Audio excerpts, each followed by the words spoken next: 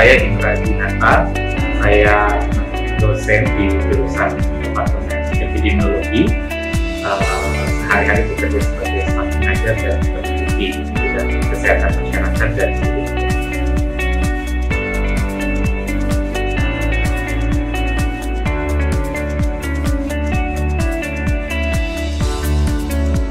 Ya, COVID-19 itu kan mekanisme penularannya itu lewat droplet yang keluar dari ketika kita berbicara ya, ada keluar droplet, atau ketika kita batuk bersin keluar droplet. Makanya mekanisme pencegahannya itu ya lewat itu 3M yang sering kita dengar, memakai masker untuk melindungi supaya droplet itu tidak keluar, yang sakit tidak keluar, begitu pula yang sehat nanti dia akan terlindung untuk maskernya. Menjaga jarak karena droplet itu rata-rata hanya bisa terbang sekitar 1-1,5 meter, jadi itu penting dilakukan. Kemudian mencuci tangan sesering mungkin karena droplet itu ternyata virus itu bisa bertahan cukup lama di benda-benda yang biasa sering kita sentuh. Jadi itu berdasarkan riset penelitian dan sudah terbukti bisa mencegah penularan COVID kalau kita disiplin. Dan memang memang sangat terbukti mencegah, walaupun nanti kita akan mengalami misalnya di situasi di mana kita tidak bisa memakai masker, jadi kita makan misalnya atau makan bersama atau di rumah, itu kan agak sulit memakai masker, sehingga orang-orang yang ada di rumah memang harus betul-betul disiplin dalam menggunakan masker ketika mereka keluar rumah. Dan kalau misalnya makan, sebaiknya makan ketika ada makan bersama, ya kalau bisa, kalau dilepas maskernya jangan berbicara ketika sambil makan. Itu metode pencegahan yang sering kita dengar dan harusnya disiplin kita lakukan.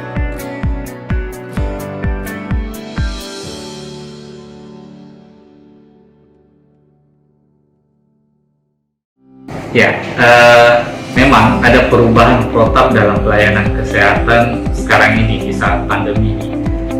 Protap itu dibuat ada pemeriksaan kesehatan untuk melihat apakah pasien yang datang itu memiliki virus COVID atau tidak, atau dites. Nah, tesnya bisa lewat antigen, tes rapid antigen atau swab antigen, atau dengan PCR. Mekanisme itu dibuat untuk melindungi pasien yang lain di fasilitas kesehatan tersebut dan melindungi tenaga kesehatan yang bekerja merawat pasien. Saran saya jangan takut ke fasilitas kesehatan untuk memeriksakan diri kesehatannya, karena ada banyak penyakit yang kita kenal itu butuh penanganan cepat. Kalau tidak diobati atau tidak ditindaki secara cepat, justru akan memperburuk kondisi pasien itu sendiri.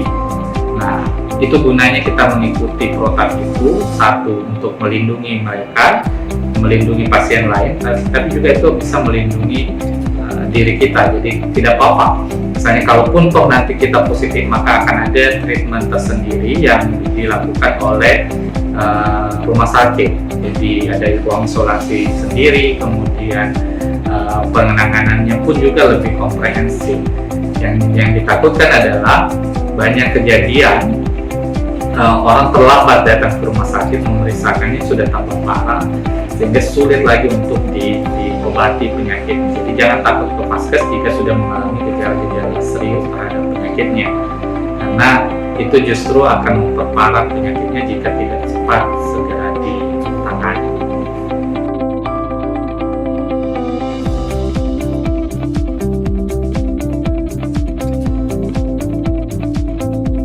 Isolasi dalam pencegahan wabah adalah salah satu yang paling penting dilakukan di dalam prinsip 3P, yaitu tracing, menemukan kasus, kemudian men-testing, mengetes apakah dia positif atau tidak. Nah, tahap ketiga adalah yang positif harus diisolasi. Prinsip isolasi kan sebenarnya memisahkan orang yang sehat dengan sakit agar orang yang sehat tidak tertular penyakitnya. Nah, kita tahu kalau COVID ini kan menularnya cukup cepat dan bisa melalui droplet masuk ke dalam tubuh kita melalui saluran pernapasan maupun bisa lewat mulut. Ini yang kita lakukan. Prinsip isolasi itu kan memisahkan orang yang sakit dan orang yang kena COVID dengan orang yang tidak COVID. Kalau di rumah sakit itu jelas perbedaannya. Jadi ada ruangan yang COVID, ada ruangan yang COVID. Jadi treatmentnya nanti akan berbeda ruangan isolasi.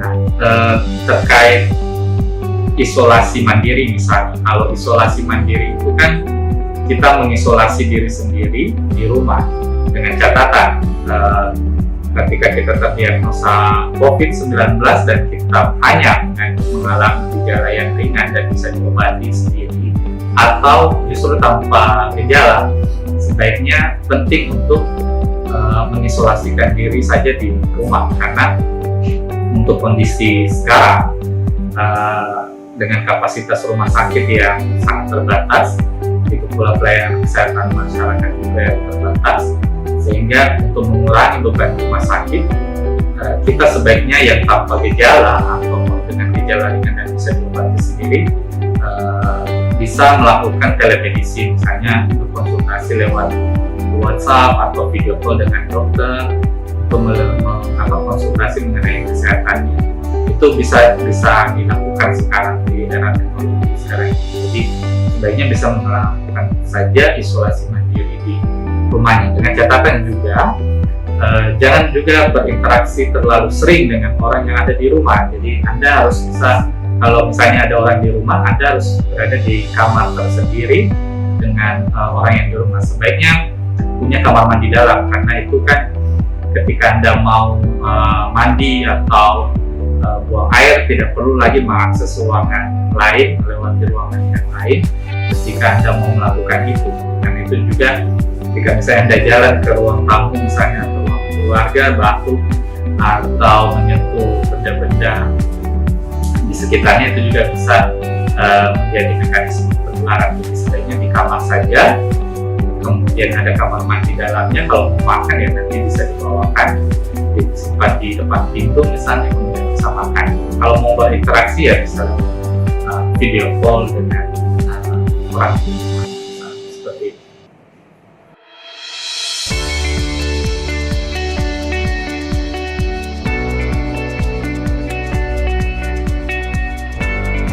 Vaksin itu paling tidak mengandung yang pertama antigen. Antigen itu adalah virus yang sudah dimatikan atau sudah dilemahkan, sehingga nanti ketika dia masuk ke dalam sistem tubuh kita, sistem imun kita ini akan bekerja mengenali jenis virus baru yang masuk di dalam tubuh kita, sehingga dia akan membentuk antibodi, perlawanan, sehingga itu ketika nanti ada virus itu masuk lagi ke dalam tubuh kita, antibodi kita sudah siap melawan. Kemudian ada juga zat namanya adjuvan di dalam vaksin tersebut. Adjuvan itu semacam substansi sebenarnya, atau zat yang dapat merangsang imun kita untuk bisa bekerja merespon virus tersebut. Jadi ketika misalnya ada pengawetnya, ada vaksin itu bisa efektif ketika didistribusi, stabilisator untuk bisa melindungi vaksin itu ketika disimpan dan didistribusikan. Nah, setiap vaksin itu kandungan yang ada di dalam vaksin. Yang jelas ada virus yang sudah dimatikan atau sudah dilemahkan, sehingga ketika dia masuk di dalam tubuh dia bisa bekerja dengan maksimal. Nah, setiap jenis vaksin ini sudah melalui proses uji klinis untuk memastikan keamanannya di dalam tubuh kita dan efikasinya nanti dalam melawan virus ini.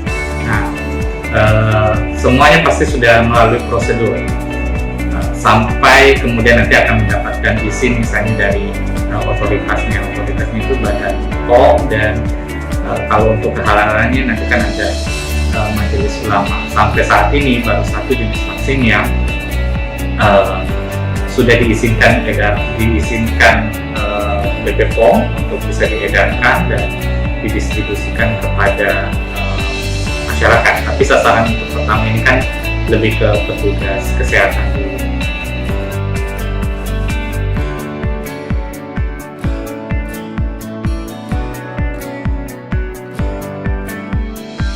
Vaksin ini kan merupakan salah satu sebenarnya alternatif dalam pencegahan atau di dalam biasanya kalau kita di kesehatan masyarakat ini merupakan salah satu tingkatan pencegahan. Kalau dijabarkan dia masuk ke specific protection atau perlindungan yang spesifik.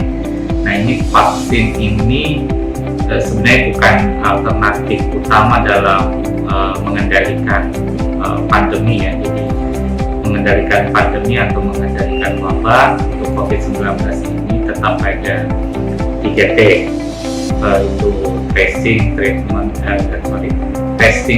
tracing, dan treatment. Nah, vaksin ini merupakan salah satu saja alternatif untuk mencapai yang namanya herd immunity atau kekebalan kelompok. Kapan kekebalan kelompok itu bisa terjadi? Ketika semua masyarakat itu turut andil atau divaksin. Jadi coveragenya sekitar 70-80% masyarakat itu harus divaksin, sehingga yang 30% lainnya atau 20% lainnya nanti akan terlindungi secara otomatis. Kekebalan kelompoknya akan terbentuk di situ. Cuma untuk mencapai kekebalan komunitas, kekebalan kelompok atau herd immunity tersebut, itu banyak sekali tantangannya yang akan dihadapi. Yang pertama misalnya penerimaan sosial masyarakat terkait vaksin. Kita tahu masih banyak yang menolak vaksin, sehingga memang perlu teman-teman seluruh elemen masyarakat, terutama kesehatan masyarakat, mensosialisasikan positifnya vaksin ini nantinya, supaya masyarakat mau menerima vaksin nanti ketika vaksin itu sudah ada. Kemudian yang kedua adalah ketersediaan vaksin untuk memenuhi 70-80% masyarakat. Itu kan cukup besar kebutuhan vaksinnya ya. Nah, itu diestimasi sekitar 181 juta dosis vaksin yang harus disediakan. Sementara yang baru tersedia belum sampai 1%. Nah, ini memang perlu manajemen dari pemerintah bagaimana menyediakan vaksin itu agar bisa terpenuhi herd immunity, sambil mengedukasi juga masyarakatnya. Masih banyak tantangan geografis kita di Indonesia, distribusinya, penyimpanannya, pemerataan dan keadilan, kemudian isu negatif hoax mengenai vaksin ini memang butuh tantangan, sehingga kami sih berharap kalau ini dijadikan salah satu strategi dalam pengendalian pandemi, maka coveragenya harus 70-80% masyarakat harus minimal harus sudah divaksin. Tapi jangan jadikan vaksin ini menjadi alternatif dalam pengendalian wabah, karena yang paling utama tetap 3M, menjaga jarak, mencuci tangan, sama menggunakan masker, dan diimbangi dengan kegiatan pemerintah masyarakat dalam hal testing, tracing, sama treatment atau isolasi. Itu saja.